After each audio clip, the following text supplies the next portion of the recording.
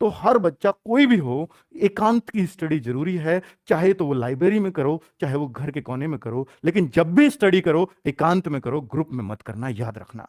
Group होगा सिर्फ entertainment के लिए, पढ़ाई हमेशा एकांत में होती है बच्चों। ठीक है, ये बात मेरी याद रखना। दूसरा मंत्र है बच्चों, ऑनलाइन पढ़ाई व सेल्फ स्टडी दोनों का तालमेल बहुत जरूरी है। क्योंकि अगर सिर्फ हम ऑनलाइन में फंस कर रह गए और लगातार हम 8-8 10-10 घंटे 11-11 घंटे सिर्फ मोबाइल पर देख रहे हैं, तो बेटा सिलेक्शन नहीं होगा। सेल्फ स्टडी का भी तालमेल लगाना होगा। बेटा हमारी मजबूरी है कि हम 8-8 क्लास लाइव कराते हैं, लेकिन आपकी मजबूरी नहीं है। आपका जो मन करे कि भाई मैं इस क्लास को नहीं देखूंगा, तो मैं इसको बुक से कवर कर सकता हूं, मुझे जरूरत नहीं है इसको देखने की।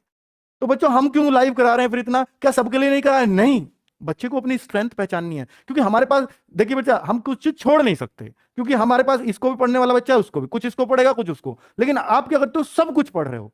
तो बेटा सब कुछ अगर आप पढ़ सकते हो तो वो तो बेस्ट ही है, लेकिन अगर उसकी वजह से सेल्फ स्टडी नहीं कर पा रहे हो तो फिर वो बहुत नुकसानदेह है। ठीक है, कोई नहीं बताएगा इतनी ईमानदारी से इन सारी बातों को, मैं आपको इसलिए बता रहा हूं क्योंकि मुझे आप लोगों से सिलेक्शन चाहिए। ठीक है बच्चों, तो ऑनलाइन पढ़ाई करो, बहुत अच्छी चीज है, लेकिन साथ में सेल्फ स्टडी इसलिए जरूरी है बच्चों कि ऑनलाइन पढ़ाई करते रहने से, सिर्फ पढ़ाई करते रहने से, क्लास देखते रहने से सिलेक्शन नहीं होता, जब तक अपने दिमाग में ना उतारो। और दिमाग में उतरती है चीजें सेल्फ स्टडी से।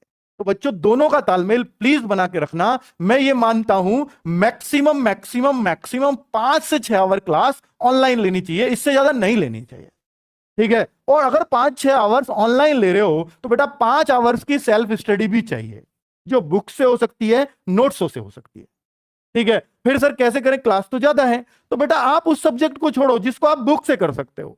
आपको लगता है मुझे बुक से और मुझसे क्लास से दोनों से एक सा होगा, तो आप करिए, फिर आप बुक को प्रीफर करिए, क्योंकि इतनी क्लास आप नहीं देख पाओगे, मुझे भी पता है, रेगुलरली तो नहीं देख पाओगे। तो इस तालमेल को उन सब बच्चों ने बहुत बेहतर बैठा रखा था। सब में ये बात कॉमन थी बच्चों कि सबका ऑनलाइन पढ़ाई फिक्स, इतनी क्लास करनी है, और सबका सेल्फ स्टडी फिक्स कि इन क्लास के बाद मुझे ये प्रैक्टिस करनी है। ठीक है बच्चों, आगे बात करता हूं बेटा मॉक टेस्ट। ये ऐसा कोई बच्चा नहीं था कल जो सिलेक्शन के बालक आए, सेलेक्ट होके जो दिल्ली पुलिस में जो आए हमसे बात करने मिलने, तो उनमें कोई ऐसा बच्चा नहीं था जिसने मॉक टेस्ट ना दिए हों, मेरे ना दिए हों, किसी और के दिए हों, पर दिए हों। मॉक टेस्ट के बिना सिलेक्शन संभव आजकल नहीं है ऑनलाइन की दुनिया में, है ना बच्चों? तो मॉक टेस्ट अगर आप वीकली देते हैं तो ये बहुत अच्छा है बच्चों, बहुत शानदार है। अब इतनी पढ़ाई तो आपने कर ली है कि वीकली मॉक टेस्ट दे सको, और वीकली मॉक टेस्ट में अगर आप शुरुआत में देना शुरू करते हो तो मैं कहता हूं बच्चों 150 अपना पहला टारगेट रखो कभी भी मॉक टेस्ट में। अगर 150 को अचीव, देखिए ऐसा होता है कई बार मेरे एक में 150 आ गए, बाकी में 130, फिर 130 पे आ गया। बेटा इससे डिमोटिवेट मत होना, वो अभी आपका लेवल 150 का बना ही नहीं है, क्योंकि जिस दिन बन जाएगा उस दिन आप 150 से नीचे आना बंद कर दोगे। इसलिए डिमोटिवेट मत होना। 130 का ही मेरा लेवल है, वो तो आ गए एक में 150, क्वेश्चन आसान रहे होंगे, लेकिन 150 का बनाओ। पहला टारगेट ये कि मैं लगातार 2-3 टेस्टों में 150 ले आया, तो आपका 150 का लेवल है। फिर बेटा अगला टारगेट 180 को अचीव करेंगे हम, कि अब 180 लेके आने। बेटा बहुत टाइम ऐसा होगा कि आपका 1-1 2-2 ही बढ़ रहा है, या 1-1 2-2 घट भी गया, उससे घबराना मत कभी, क्योंकि नंबर हमेशा छलांग मारते हैं। क्या जो आपके मार्क्स है ना, वो कभी भी ऐसे नहीं बढ़ते 1 बढ़ा है 2 बढ़ा है कभी 3 बढ़े हैं, वो छलांग मारते हैं बच्चों। हो सकता है 150 155 बहुत दिन से चल रहे हैं, फिर बच्चों अचानक से ऐसा उछाल आएगा, हो सकता है 170 75 180 तक आप स्टेबल कर जाओ। ठीक है, क्योंकि आप अपनी गलतियों से बहुत सीखते हो। पता है क्यों होता है वो? क्योंकि आप 150 जब ला रहे हो ना, तो आप आते हुए सवालों को बहुत ज्यादा गलत कर रहे हो, बहुत ज्यादा। फिर थोड़ा और कम होंगे, अगले मॉक टेस्ट में फिर 150 आए, फिर लेकिन आते हुए चीजें कम गलत होनी शुरू हो जाएंगी। गलत तो 180 वाले के भी होंगे, 220 वाले के भी होंगे, आते हुए वो खत्म नहीं होते, लेकिन वो कम हो जाते हैं।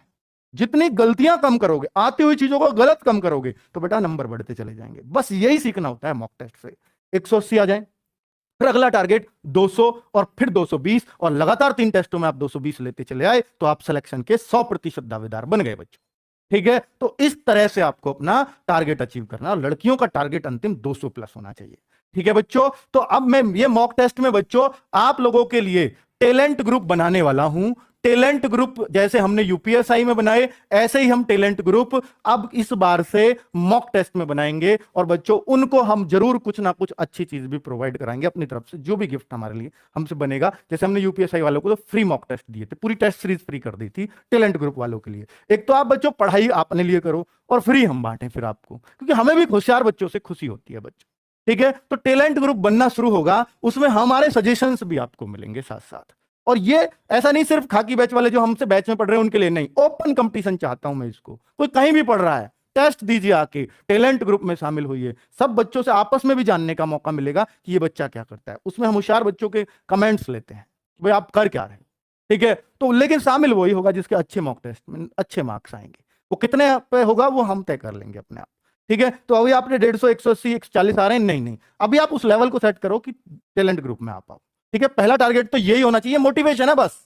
ये नहीं सोचा टैलेंट ग्रुप में आ गए तो मेरा सिलेक्शन नहीं तो नहीं होगा, ऐसा नहीं है। ये सिर्फ मोटिवेशन है कि आप टैलेंट ग्रुप के लिए मेहनत करो, आप वैकेंसी के लिए नहीं, पहले टैलेंट ग्रुप के लिए मेहनत करो। ये मोटिवेशन देना चाहता हूं मैं इस बात से आपको, ठीक है, क्योंकि मुझे आपका सिलेक्शन चाहिए। आगे बच्चों, लड़की का चक्कर, ये बच्चों बाबू भैया लड़की का चक्कर, ये बहुत बुरा चक्कर है बच्चों। और ये जो बच गया बेटा, इन 5 मंत्र में, सिलेक्शन के मंत्रों में ये सब कुछ निकल के आया है। क्योंकि आपने देखा होगा अक्सर कमेंट्स में कि बच्चे लोग, किसी लड़की ने कमेंट कर दिया ना, तो उसका भैया उसके हाय पूजा, हाय बबीता, हाय सीमा, हाय रीना। लेकिन अगर कोई पप्पू, कोई कोई मतलब कोई और राहुल, कोई पंकज ऐसे कमेंट कर रहा, तो उस पर नहीं होता हाय पंकज, हाय राहुल, नहीं, ये होता है लड़कियों का कमेंट है। तो निश्चित तौर पर आप करते हो इसलिए आपको हंसी आ रही है, जो हंस रहा है सब करते हैं, ये निश्चित तौर पे बात है, ठीक है बच्चों। तो ये चीज किसी में नहीं थी उनमें। अब किसी में हो भी चलो मन चला, मैंने मान लिया, लेकिन उसने अपनी पढ़ाई से नहीं हटने दिया, ध्यान इस पर रहा। तो हो सकता है कोई लिमिटेड उसमें, बहुत लिमिटेड उसमें। लेकिन बच्चों अब आप क्या करते हो, क्योंकि बच्चों आपकी नई नई एज होती है, आपने अभी जिंदगी के धक्के नहीं खाए हुए होते, क्योंकि आपकी एज 18, 22, 23 साल है, और इसमें अभी आपको धक्कों का पता नहीं है। इसके निकलने के बाद, एज निकल जाए भर्ती होने के बाद, भर्ती ना हो पाओ, और जब एज निकल जाए तो बेटा धक्के तब पता चलती है क्या होता है, ठीक है। तो मैं आपसे कहूंगा कि बेटा ये पूछना बंद कर दो। आपका देखिए लड़कियां भी, मतलब फिर ऐसा होता है कि हाय पूजा उसने बोल दिया, कि उसने बोल दिया हाय राहुल, इतने में तो राहुल बेटा फिर रोज पूजा को ढूंढेगा कमेंट में, ये निश्चित बात है, ठीक है। वो रोज ढूंढेगा कहां गई पूजा, और उसने, पूजा ने हाय राहुल कह के उस राहुल की जिंदगी तबाह कर दी। मैं उस पूजा से भी कहना चाहूंगा, तो आप प्लीज लड़कों को ये हाय वाय ना बोलें, वरना उसने एक पोस्ट तो आपने वैसे ही कम करवा दी उसकी, है ना। वो कहीं बेचारा लगा जाता, लेकिन आपने उसको खत्म करवा दिया। तो बच्चों ये मैं निश्चित तौर पे कह रहा हूं कि ये चीजें ना आपको खत्म ही करनी पड़ेंगी, तभी सिलेक्शन होगा। क्योंकि अगर हाय के बाद अगर हाय जवाब आ जाता है ना, तो अगला पॉइंट ये होगा, हम भी लाइव कमेंट पढ़ते हैं कि आप कहां से हो। अगला ये होता है, अगर पूजा ने हाय राहुल बोल दिया, तो राहुल का अगला सबका कॉमन है कि पूजा आप कहां से हो। उसने बता दिया कि मैं गाजियाबाद से हूं। अच्छा आप किसकी तैयारी कर रहे हो? अरे यार यूपी पुलिस की क्लास देख रही है, वो आईएएस की तैयारी थोड़ी ना कर रही है भाई। मतलब ये बात चलाने की बात है, इससे होगा क्या? मास्टर बता रहा है ये पढ़ लो वो पढ़ लो, पूजा से पूछना है आपको भाई, तो ऐसे नहीं होगा सिलेक्शन। इन बातों को बेटा सीरियस लो, बहुत मन से कह रहा हूं इन सारी बातों को। लेकिन आपको ये चीजें नहीं आती है समझ में, ये तब आती है जब आपका वो भर्ती निकल जाती है। जब आप सोचते होगे कि जो 49,000 में और 41,000 में भर्ती नहीं हुआ, 90,000 कांस्टेबल एक साथ निकाले, उनमें भर्ती नहीं हुआ, तो सोचता होगा ना कि मेरी ये कमियां रही थी, मैं करता था ये चीजें। वास्तव में चलो जब तो इतना ऑनलाइन का दौर नहीं था, अब तो बहुत ज्यादा, और सारा बच्चा बावला बना पड़ा है इसी चक्कर में कमेंट्स के में। होशियार बच्चा, जो सीरियस बच्चा है, जो सिलेक्शन लेने वाला बच्चा है, वो कमेंट से दूर रहता है, दिखता है, ये याद रखना बच्चों, ठीक है। डेडिकेशन ये तो अद्भुत मिलता है सिलेक्शन वाले बच्चों में, डेडिकेशन तो अद्भुत मिलेगा। चाहे कितना भी हाय पूजा, हाय सरिता, हाय राहुल कुछ भी हो जाए, वो अपने लक्ष्य से नहीं भटकता। उसको हमेशा याद रहेगा कि भैया पहले यूपी पुलिस से बाद में होती रहेगी, देखी जाएगी, ये तो बस ऐसे ही पूछ लिया मैंने। बेटा वो जो चीज है ना, वो डेडिकेशन नहीं छूटना चाहिए किसी भी परिस्थिति में।